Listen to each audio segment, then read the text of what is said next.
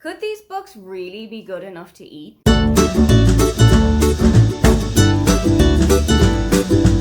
Hi, welcome, come on in. My name is Aoife, and today I am taking you through some of my favorite books that are about food that aren't cookbooks. I know that so many of us out there have a massive collection of cookbooks that we promise we're going to cook something from every single month. We promise every single year we're going to dust them off and actually use them, but that never truly actually comes to fruition, does it? However, if you want to get a food fix from some of the books that you are going to read in the next while, these are definitely the best way to go.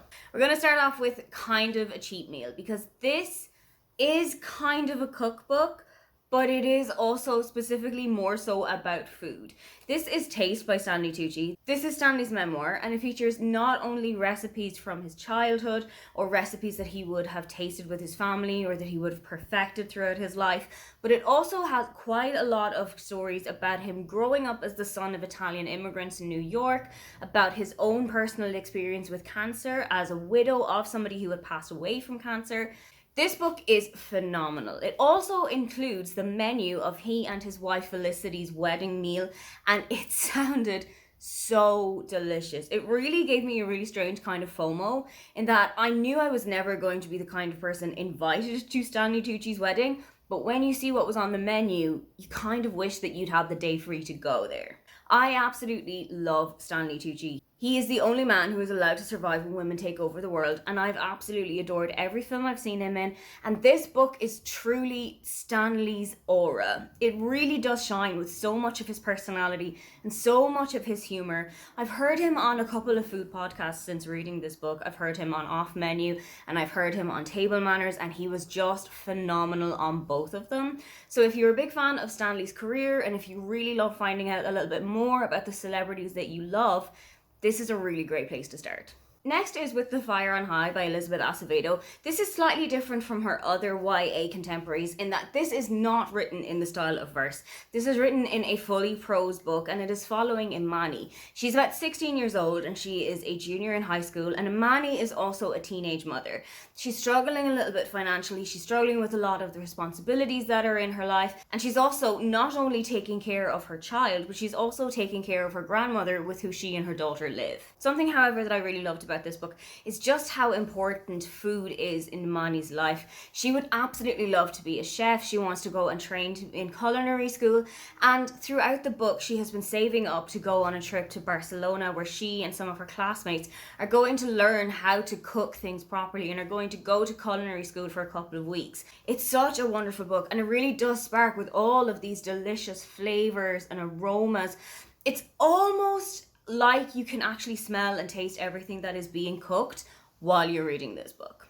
I know that this one is going to be slightly controversial. There are a lot of very dark and a lot of very distressing topics in this book, but if you do want a book that features a cooking show, then go for Lessons in Chemistry by Bonnie Garmus. This book follows Elizabeth Zott, who is forced to resign from her job as a physicist and chemist when her entirely male team come up with an idea that is completely against the ideas of feminism and equality and inclusion. However, Elizabeth has caught the eye of a couple of directors at the local TV show, and they give her a show on the local station at 6 o'clock in the evening called Supper at 6. Elizabeth kind of stretches the idea of this a little bit, and while teaching women how to cook for their husbands and how to keep their families happy, she's also teaching them about some chemical reactions that they may have never thought about, such as what's going to happen if you put baking acid and vinegar together, or what's going to happen if you put bread, which has a huge raising agent into it, what's going to happen if you put that into the oven for a little bit longer than you should have. I really like the idea of going against the grain and kind of stepping out on your own, but I also know that this does include an on-page sexual assault, and if that isn't something that you are comfortable with reading, this is definitely a book to avoid. A slightly happier book is Love and Other Disasters by Anita Kelly. This is Anita Kelly's debut, and it is following London and Dahlia. Dahlia is going on a cooking competition to kind of rally herself back up from her divorce, whereas London is going on the same show, but is the show's first ever non-binary contestant. Now, not only does London have to deal with the pressures of the show and the pressures of having to perform in front of the judges every week, but they're also reading and seeing and hearing about a whole lot of vitriol that is coming towards them on social media. You not only see the stresses and the concerns of people who are performing on a cooking show and the things that they have to go through on a weekly basis, but you also see the impact of this kind of vitriol that they get on social media. You see the impact of what it can have on a person and how it can really damage their psyche. That part was really difficult to read, but what I really loved about this book is the blossoming relationship between London and Dahlia, and them getting to know each other a little bit better, and their chemistry really hamping up, not only in the kitchen where they're having a great time and getting to know each other and competing against one another, but also outside of the kitchen, more so in the direction of the bedroom. One that I've not read yet myself, but it is definitely on my side for autumn this year, is The Pumpkin Spice Cafe by Laurie Gilmore. This is following Jeannie, whose aunt Nora leaves her at the Pumpkin Spice Cafe after she's unable to take care of it herself, and Jeannie sees this as the perfect escape of her humdrum 9 to 5, starting to get a little bit too stressful job. So she packs her bags up and she heads for the small little coastal town where the Pumpkin Spice Cafe can be found. Also living in Dream Harbour, however, is Logan, and he has taken instant umbrage to Jeannie moving to the town.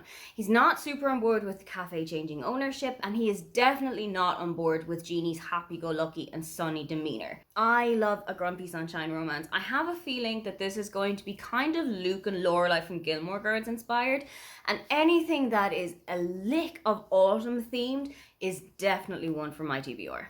One that is slightly related to food and baking is To All the Boys I've Loved Before trilogy by Jenny Han.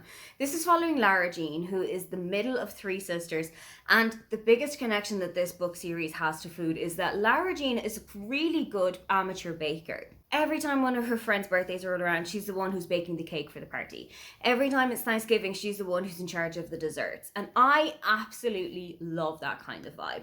Lara Jean might only be about 15 or 16 in the middle of these books, but I truly love that she had found a hobby that she was really interested in and something that brought her joy, even outside of trying to figure out what had happened to the 5 letters she had written to 5 guys that she had a crush on from about her life, and why they have all gotten into the hands of those specific 5 people. If you want to keep going with the YA books about food, then I would definitely recommend The Do's and Donuts of Love by Adiba Jagadar. This is her 4th contemporary romance book, I think, and it is following Shireen, who's had a bit of an up and down weekend. She has just been dumped by her girlfriend Chris, but also she has been told that she is one of the 12 finalists in the first ever Irish Junior Baking Show. This is kind of like Bake Off, but for teenage bakers. Shireen has been working part-time at You Drive Me Lazy, which is her parents' donut shop, and she's really hoping to expand on what she already has picked up here and maybe learn a couple of other techniques and a couple of other tips that's going to help the business to really boom. What she doesn't expect when she jumps into the first week of baking is that Chris has also been chosen as one of the contestants. So they are forced back together in a tiny little tent, and they have to get over the animosity that's going on between them. But another contestant named Neve has also taken Shireen's eye and may be taking a little bit more of a distraction method for her. If you're really intrigued by the competition aspect of that book, then definitely go and pick up Rosalind Palmer Takes the Cake by Alexis Hall. This is such a wonderful book, and it's also set on the set of a baking show, this time Operation Cake, and you have got an absolutely stunning cast of characters. You've got Rosalind herself, who is unapologetically just who she is. She is bisexual and she is not ashamed of that, and you can instantly see that a couple of chapters in when she is brought into her young daughter's school and is basically lambasted for just being who she is. Rosalind decides that to keep her daughter and her in the kind of lifestyle that they've been accustomed to, Rosalind is going to go on Operation Cake and just give it her best shot. You also get to know Harry, who is an electrician from Essex with an absolute heart of gold. And to be honest, the person that I was rooting for the most throughout this entire book, I really wanted Harry to win this competition out. However, you are also introduced to Alan throughout this book, who is the kind of person who has never been told no in his entire life and has no idea what to do when he comes up with the consequences of his own actions. I really loved this book. I inhaled it whole a couple of days before the Bake Off final a couple of years back, and I really feel like that was the perfect way to read it. It just gave me that little bit of anticipation leading up to the finale of the series I'd been watching, also while watching and reading about a couple of people who have just got a love of baking. The entire cast of characters in this book is so warm, they're so funny, and I absolutely loved watching every single person improve on their baking skills and open up a little bit more to the other contestants and get to know each other a little bit better. This is such a great book, and I absolutely recommend it to any Bake Off fan. Finally, if you want something that's a little bit fantastical, that's a little bit outside of our world, definitely pick up Legends and Lattes by Travis Baldree. This book is following Viv, who is a retired orc and is now looking for what she's going to do with the rest of her life. She rolls into town one day and discovers an old taverner that is up for sale and decides that here she's going to open a cafe. This is going to be quite a difficult undertaking because the people of this town have never heard of the concept of coffee before. They've been drinking a lot of leaf water, which it turns out is tea, but they've never heard of pressing down on beans and grinding them up and then pouring water over that to make coffee out of it. What you watch throughout this book is Viv introducing the idea of coffee and milk coffees and lattes, and then she is introduced to Thrimble. He is the baker of the town, and he brings every single morning an entire basket filled with delicious sounding treats like bayonets or like cinnamon scrolls. And I had a rumbling stomach every single time I picked this book up. It is the perfect cozy escape if you're looking for something when the days are going to start to get a little bit shorter, when they're going to start just getting a little bit chillier. You want to roll up onto the couch, you want to get in under a blanket with a hot drink and with a really nice cozy treat. This book is the perfect one to take along with you. Those are all of the books that I would recommend you go and check out if food and books are your entire personality. What is your favorite book that features food, or have I recommended any of these so strongly to you that you're already going out to get it? If you'd love to leave me a comment but you can't think of anything you'd like to say, why not just leave me your favorite food-based emoji? Don't forget to like and subscribe because I have new videos up every week. Now, get on out of here.